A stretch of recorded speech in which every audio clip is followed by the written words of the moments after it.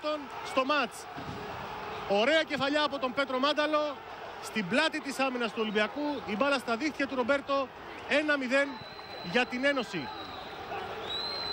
Με σκόρερ τον Πέτρο Μάνταλο. Πήρε την μπάλα ο Βάργκας. Είδε τρεις ποδοσφαιριστές της ΑΕΚ να είναι στη μεγάλη περιοχή και να περιμένουν σέντρα. Την πραγματοποίησε τη σέντρα. Ο Μάνταλος πήρε την κεφαλιά. Εδώ είναι η φάση. Η σέντρα από τον Βάργκας, ο Μάνταλος στην κεφαλιά, ο Ρομπέρτο βρήκε την μπάλα με τον αριστερό μυρό. Αυτή κατέληξε στα δίχτυα και έγινε έτσι το 1-0 για την ΑΕΚ.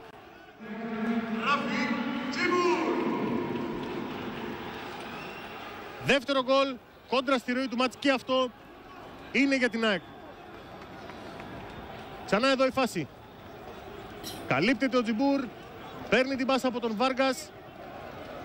Αυτός μπαίνει στην περιοχή, προλαβαίνει την άμυνα του Σαλίνο, σουτάρει η μπάλα στα δίχτυα του Ρομπέρτο και η ΑΕΚ κάνει το 2-0.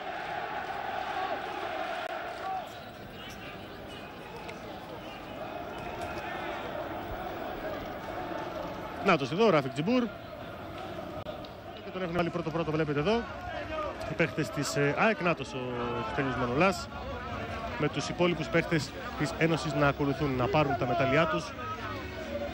Και στη συνέχεια οι αρχηγοί, θα δούμε τώρα ο αρχηγός, θα δούμε ποιος θα σηκώσει το κύπελο εδώ που δέχεται τα συγχαρητήρια.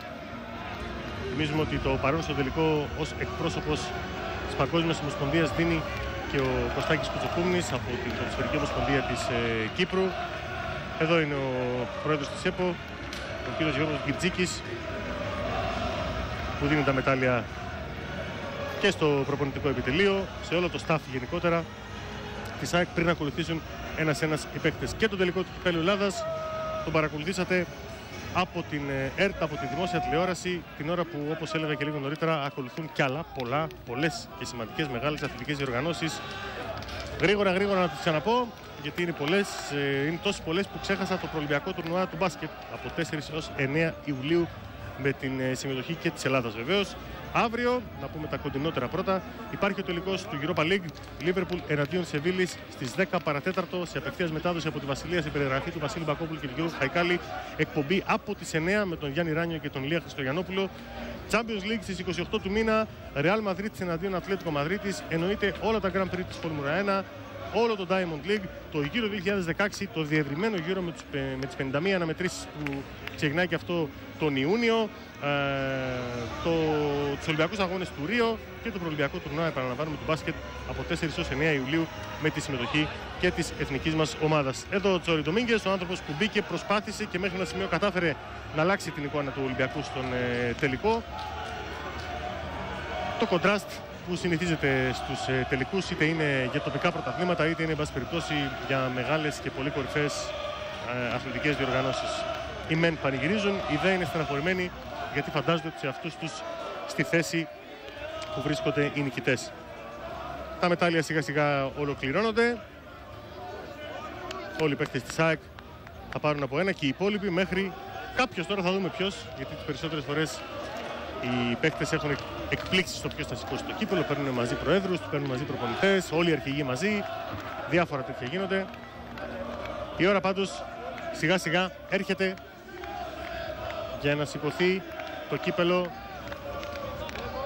από τους ποδοσφαιριστές της ΑΕΚ. Επαναλαμβάνουμε, το 15ο στην ιστορία της.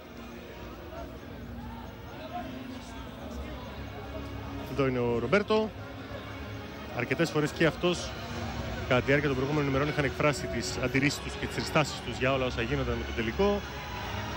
Είπαμε, έφτασε σήμερα, ολοκληρώθηκε και περιμένουμε τώρα την κορύφωσή του, την κατάληξή του, με την κούπα να σηκώνεται στον ουρανό της Αθήνας. Στην επιστροφή της από τη δεύτερη εθνική, όπως λέγαμε και νωρίτερα, τη συνδυάζει η ΑΕΚ με την κατάκτηση του κυπέλου από το 2011 που είχε στεφτεί τελευταία φορά στο παιχνίδι με τον Ατρόμητο. Η μεγάλη ώρα έφτασε. Βλέπω ότι ο Πέτρος Μάνταλος δεν είναι κοντά. Κάποιον δείχνει για να το σηκώσει. Για να δούμε αν θα πλησιάσει. Εδώ είναι η selfie του Τζιμπούρ και των υπολείπων. Μάλλον θα περιμένουν τον Μάνταλο, για να δούμε. ποιος θα είναι ο τυχερός. Και ο Ραβίδης κοντά και ο Βάργας και ο Τζεμπούρ. Την ώρα που οι λιγοστοί φίλοι της ΑΕΚ τραγουδούν τον ύμνο της Ένωσης. Εδώ ο Μάνταλος, ο οποίος πήγε τελικά κοντά και ζητάει από τους φίλους της ΑΕΚ να σηκώσουν. Και το πανηγυρίζουν οι φίλοι της Ένωσης, δεόντως και αυτή είναι πολύ σημαντική εικόνα. Το χειροκρότημα από Κασάμι και Καμπιάσο στους αντιπάλους τους ποδοσφαιριστές της ΑΕΚ.